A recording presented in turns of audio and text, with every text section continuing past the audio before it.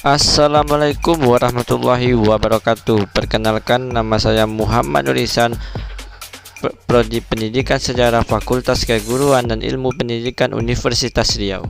Tujuan video ini dibuat untuk memenuhi tugas sejarah pada masa kolonial Indonesia. Baik, di sini saya akan menceritakan secara singkat kehidupan Indonesia pada masa kolonial. Kehidupan bangsa Indonesia pada masa kolonialisme sebelum Belanda menguasai Indonesia telah terjadi penjelajahan samudera dalam konteks imperialisme dan kolonialisme kuno ke Nusantara.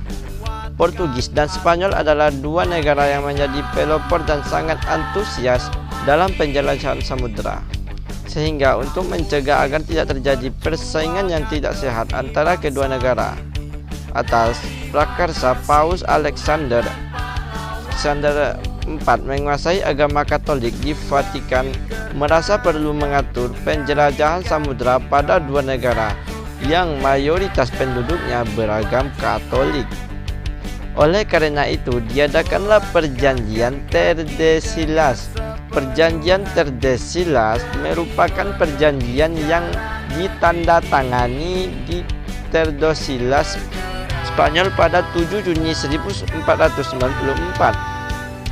Perjanjian ini berisi bahwa di dunia luar Eropa menjadi kekuasaan eksklusif dua bangsa, yaitu Spanyol dan Portugis, dengan titik pusat pada barat Kepulauan Tanjung Verde.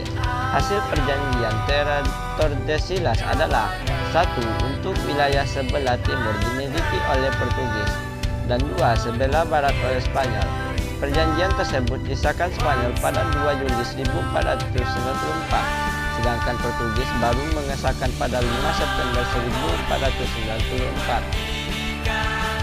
Hasil perjanjian Tordesillas dapat dilihat pada peta berikut. Masalah kemudian muncul ketika kedua negara yang melakukan pelayaran tersebut bertemu di Maluku.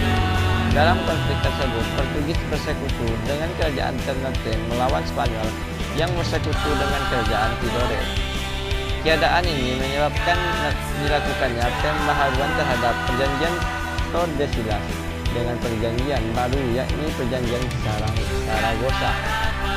Setelah itu, kedatangan bangsa Belanda di Indonesia sebab khusus dari bangsa Belanda melakukan penjelajahan samudera disebabkan adanya larangan mengambil rempah-rempah di Lisabon oleh pemerintah Portugis karena Belanda terlibat dalam perang 80 tahun.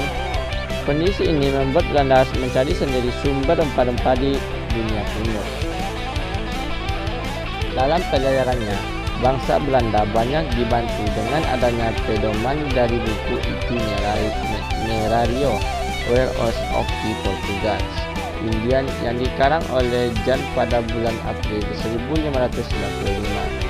Belanda memulai pelayaran menuju Nusantara dengan 4 buah kapal di bawah pimpinan Cornelis dan Hulkman.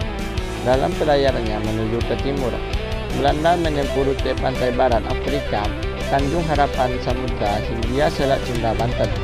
Belanda harus menempuh rute melalui Samudra Hindia dan tepian barat Pulau Sumatera hingga akhirnya sampai Selat Sunda.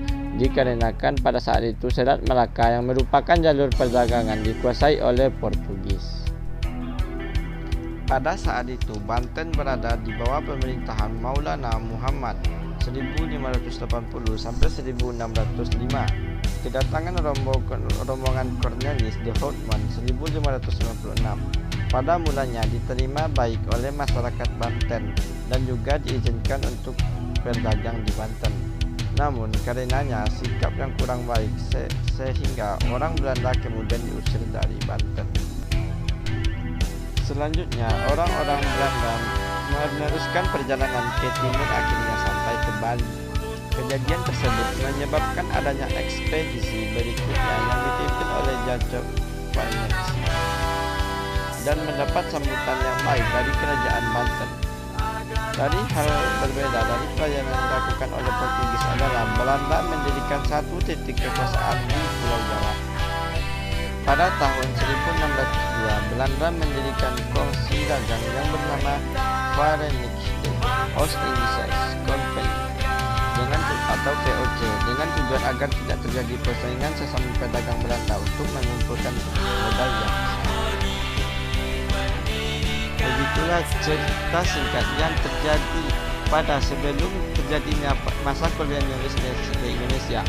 Indonesia sangat diperebutkan oleh negara-negara untuk dikuasai karena kekayaan Indonesia dipenuhi oleh rempah-rempah.